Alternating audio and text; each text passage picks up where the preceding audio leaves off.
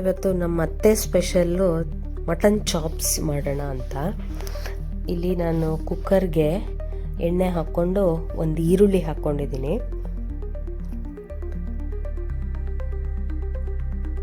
ಆ ಈರುಳ್ಳಿಗೆ ಒಂದು 8ರಿಂದ 10 ಬೆಳ್ಳುಳ್ಳಿ ಹೆಸಲು, ಒಂದು 2 ಇಂಚು ಶುಂಠಿ, ಒಂದು 4 ಹಸಿಮೆಣಸಿನ್ಕಾಯಿ,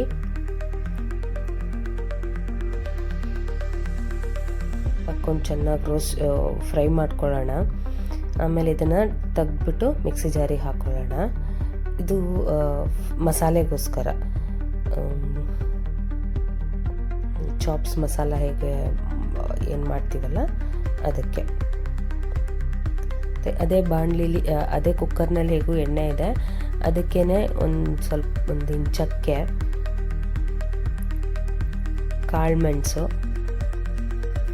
ಒಂದು 3/4 ಸ್ಪೂನಷ್ಟು, ಒಂದು 3ರಿಂದ 4 ಲವಂಗ, ಗೋಡಂಬಿ ಒಂದು 5ರಿಂದ 6, 8 ಗೋಡಂಬಿ, ಆಮೇಲೆ ಒಂದು ಸ್ಪೂನ್, ಅರ್ಧ ಸ್ಪೂನ್ ಜೀರಿಗೆ, ಒಂದು 4 ಕಾಳು ಮೆಂತೆ,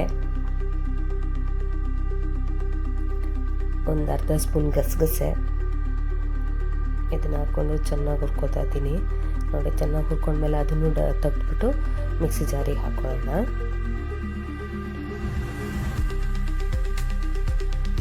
ಮಿಕ್ಸಿ ಜಾರಿಗೆ ಒಂದು ಅರ್ಧ ಮುಷ್ಟಿ, ಒಂದು 15ರಿಂದ 20 ಎಲೆ ಆಗುವಷ್ಟು ಪುದೀನ, ಮತ್ತೊಂದು ಮುಷ್ಟಿ ಕೊತ್ತಂಬರಿ ಸೊಪ್ಪು, ಆಮೇಲೆ ಕೊತ್ತಂಬರಿ ಪುಡಿ ಒಂದು 2 ಸ್ಪೂನ್. ಇದಕ್ಕೆ ಸ್ವಲ್ಪ ಕಾಯಿ, ಏನು 4 ಸ್ಪೂನಷ್ಟು ಕಾಯಿ, ತೆಂಗಿನಕಾಯಿ ಹಾಕ್ಬಿಟ್ಟು ನೈಸಾಗಿ ಪೇಸ್ಟ್ ಮಾಡ್ಕೊಳ್ಳೋಣ. ಇಲ್ಲಿ ಮತ್ತು ಅದೇ ಕುಕ್ಕರ್ಗೆ ಎಣ್ಣೆ ಹಾಕ್ಕೊಂಡಿದ್ದೀನಿ, 1 ಸ್ಪೂನ್ ಎಣ್ಣೆ, ಆಮೇಲೆ ಒಂದು ಬಿಗ್ ಸ್ಪೂನಲ್ಲಿ ತುಪ್ಪ ಹಾಕ್ಕೊಂಡಿದ್ದೀನಿ. ಅದು ಚೆನ್ನಾಗಿ ಬಿಸಿ ಆದಮೇಲೆ ಈರುಳ್ಳಿ ಹಾಕೋತಾ ಇದ್ದೀನಿ. ಒಂದು 2 ಮೀಡಿಯಮ್ ಸೈಜ್ ಈರುಳ್ಳಿ ಸ್ಲೈಸ್ ಮಾಡ್ಕೊಂಡಿದ್ದೀನಿ ಉದ್ದಕ್ಕೆ. ಚೆನ್ನಾಗಿ ಹುರ್ಕೊಳ್ಳೋಣ.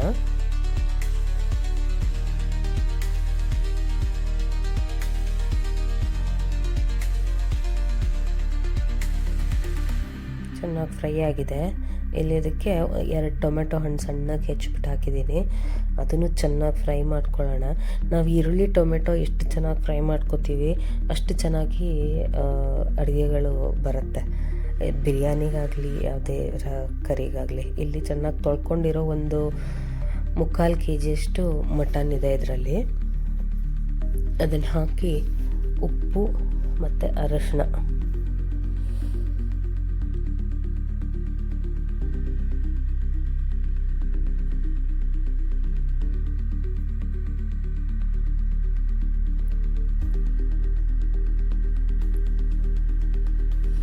ಚೆನ್ನಾಗಿ ಮಿಕ್ಸ್ ಮಾಡಿ ಒಂದು ಅರ್ಧ ಲೋಟದಷ್ಟು ನೀರು ಹಾಕೋತೀನಿ ಇಲ್ಲಿ, ಅದು ಬೇಯೋದಕ್ಕೋಸ್ಕರ. ಆಮೇಲೆ ಮಟನ್ ನೀರು ಬಿಟ್ಕೊಳ್ಳುತ್ತೆ, ಹಾಗಾಗಿ ಒಂದು ಅರ್ಧ ಲೋಟ ನೀರು ಹಾಕ್ಕೊಂಡು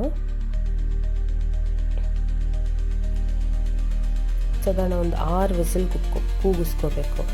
ಫಸ್ಟಿಗೆ ದೊಡ್ಡ ಫ್ಲೇಮಲ್ಲಿ 2 ವಿಸಿಲ್ ಕೂಗಿಸ್ಕೊಂಡು, ಆಮೇಲೆ ಸಣ್ಣ ಫ್ಲೇಮಲ್ಲಿ 4 ವಿಸಿಲ್ ಕೂಗಿಸ್ಕೊಂಡ್ರೆ ಚೆನ್ನಾಗಿ ಬೆಂದಿರುತ್ತೆ ಮಟನ್ನು.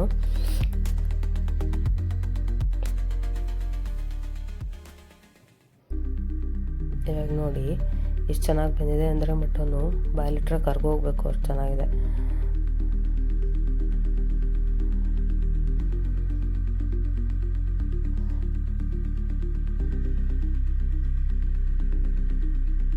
ಇವಾಗ ಇದಕ್ಕೆ ನಾವೇನು ಖಾರ ರುಬ್ಕೊಂಡಿದ್ವಲ್ಲ ಅದನ್ನು ಹಾಕೋತಾ ಇದ್ದೀನಿ. ಇದ್ರ ಕನ್ಸಿಸ್ಟೆನ್ಸಿ ನೀವು ಹೇಗೆ ಬೇಕೋ ಹಾಗೆ, ನಿಮಗೆ ದಪ್ಪ ಇಷ್ಟ ಆಗಲ್ಲ ಅನ್ನೋರು ಸ್ವಲ್ಪ ನೀರು ಜಾಸ್ತಿ ಹಾಕ್ಕೊಂಡು ನೀರು ಮಾಡ್ಕೋಬೋದು. ಇಲ್ಲ ನಮಗೆ ಸ್ವಲ್ಪ ದಪ್ಪ ಗ್ರೇವಿ ಬೇಕು ಅನ್ನೋರು ನೀರು ಕಮ್ಮಿ ಹಾಕ್ಕೊಳ್ಳಿ. ಈಗ ಕುದಿಯೋಕ್ಕಿಟ್ಟವಾಗ ನೀವು ಉಪ್ಪು ಖಾರ ನೋಡ್ಕೊಳ್ಳಿ, ಸಾಕಾಗಿರುತ್ತೆ ಖಾರ. ನಾನು ಹೇಳಿರೋ ಇದರಲ್ಲಿ ಅಕಸ್ಮಾತ್ ನಿಮಗೆ ಖಾರ ಕಮ್ಮಿ ಅನ್ನಿಸ್ತು ಅಂತಂದರೆ 1-2 ಹಸಿಮೆಣ್ಸಿನ್ಕಾಯಿನ ಸಿಗ್ದು ಹಾಕ್ಕೊಬೋದು. ಈಗ ನೋಡಿ ಚೆನ್ನಾಗಿ ಕುದಿ ಬಂದಿದೆ, ನಮ್ಮ ಮಟನ್ ಚಾಪ್ಸು ರೆಡಿ ಇದೆ.